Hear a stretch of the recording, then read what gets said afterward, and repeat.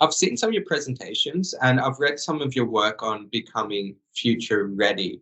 And I'm really interested on how organizations implement learnings that you've done in becoming future ready in terms of how they roll out the right data, digital and security transformations. Yeah, look, I think the big thing is the working out how to coordinate these two very significant capabilities in the organization, right? Which is one is being the technology that equips and enables your people, to do the work that they need to do. So how do you make that, how do you open that up and make it more capable of being able to deliver value for employees when and where they need it? So that's the first thing. The second thing is, how do you then ensure that your people have the right capabilities and understand this new world of digital to the degree that is needed in order to be able to use those technologies really effectively. And so what we have found is that that's got to be led together. There's got to be a way of bringing those two tensions together, because typically one is led by IT and one is led by HR or learning and development. So I think one of the big things that organizations are really struggling with is who's going to lead this? What sort of metrics would we use that would enable us to make sure that we are delivering both capabilities and that we're not seeing people slip off into either the sort of hostage to heroics, which is typically what happens, where you get, a whole lot of capability occurring in one part of the organization, but that's not being scaled right across the enterprise. Or we see them going the other way, which is where, the technology people are building all of this new capability, but we're not able to actually access it and use it and therefore unlock the value. So we have to stay in that beam, and that requires the leadership of these two areas to work very closely together. It sounds like that there is a balance, and that balance is between the leadership understanding the value of digital technologies and transforming the business, and the ability for end users to then effectively leverage those technologies to perform in their role. Yeah, good way to think of it. Yeah, so what's the best way to build out this literacy? You mentioned it's complex, maybe who owns it. What I see some organizations do is things like employee champions for rolling out new digital initiatives. Are there ways that people help build that literacy at the end user level to be able to capture value from their transformations? Yeah, I think it's a great question. And one of the biggest challenges is how do you find space and time for people to learn? So we talk about the fact that we've got to have this rapid learning is really critical in these environments. Employees can't just do their degree, come to the office, get better at doing what they do, and that's it, which was sort of the old way of thinking about the kinds of capabilities that people needed. And then when they got to a certain place in the organization, they were giving leadership training, and there might have been specific skill training along the way. But this idea of constant learning, constantly building up your digital skills, your digital cachet, is a relatively new concept. And the challenge is that in most companies, people are working to capacity. So there's not a lot of space and time to learn. So we are seeing companies really starting to experiment with different ways of allocating time for learning, valuing that in their process of promotion or growth within the organization, and really thinking about what it is that they need to do in order to create that time to learn. So champions is one way of spreading the knowledge, getting one person to learn it and then spread it amongst the rest. And in some ways that is developing a fairly efficient way to learn, but it's very personality dependent. And what we really want is that we want our people to become curious and motivated to keep learning about new things, learning about cyber, learning about AI, learning about robotics, all of these things that are really making up their new world, where they can then innovate within a digital environment as opposed to innovating within a more traditional work environment. that then where you're just sort of thinking about automating as opposed to really using this technology in order to develop new ways of thinking about how do we solve problems for customers.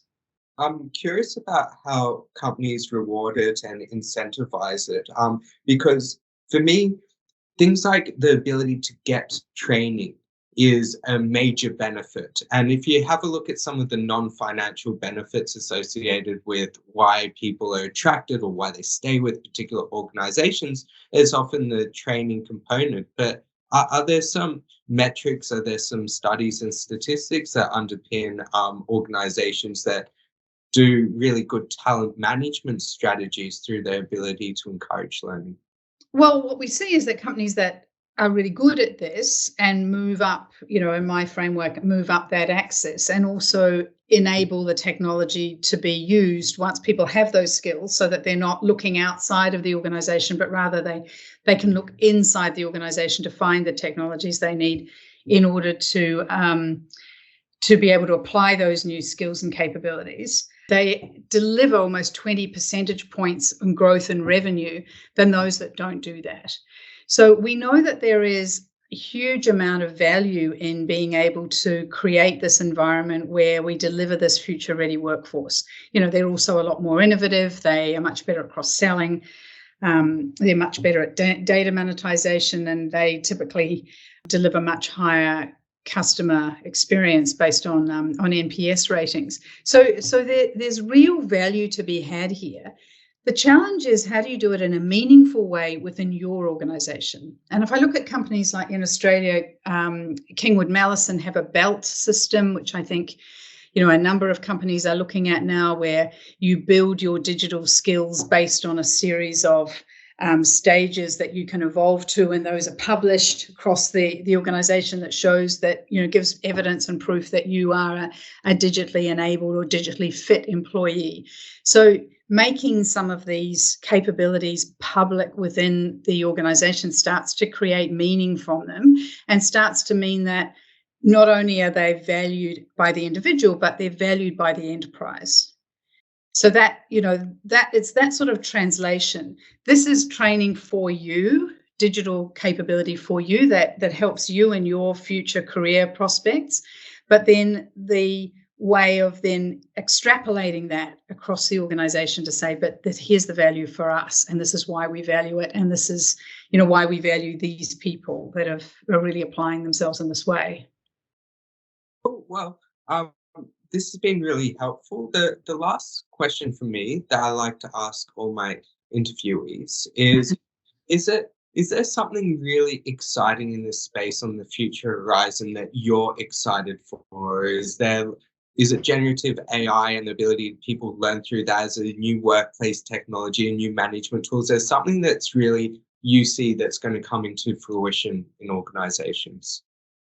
And I think generative AI is a great example of what can happen really quickly, that changes the world of work for people and changes the opportunities for them to work in different ways. The problem is, if it's not landing on fertile ground, then it's very difficult for the organization to figure out how to extract value from it. And it becomes then an individualized tool that people choose to apply when and where they need it, where there's a lot of talk and a lot of noise around it and very little ability to actually take it and harness the value from it. So what I see is, as companies are becoming more mature in their way of thinking about creating a workforce that is future ready, they have a very different attitude towards these new tools that are constantly being released into the market. And they think about them much more in terms of, what does this mean for us as an organization? And they're able to have those conversations in a much more informed way. And that's really exciting for me, because what I am most concerned about is that we end up with a workforce in some of these large companies that is not actually capable of delivering value from the digital transformation that we're doing, in the broader strategic sense. So if we're going through a whole digital transformation, which is, let's face it, they're painful, that's difficult for organizations, they've got to change structures, ways of making decisions, ways of thinking about how they prioritize resources. these are not easy transformations to go through. And if we're not investing in the workforce at the same rate to make them future ready, then this becomes, we're trying to sort of power a new strategy with old tools. And that's a terrible way to refer to people. I didn't mean to do that, but you know what I'm saying here? I understand what you mean. It's like a new game with old rules, and it's the empowering of our people that will really enable us to have very different conversations and therefore be able to realize some of the value from digital transformations. And that's critical, I think, for Australia. So it's very exciting to see some companies starting to grip this up, and certainly to see the level of interest in saying, look, we're recognizing now that we can't do this with a workforce that's not capable.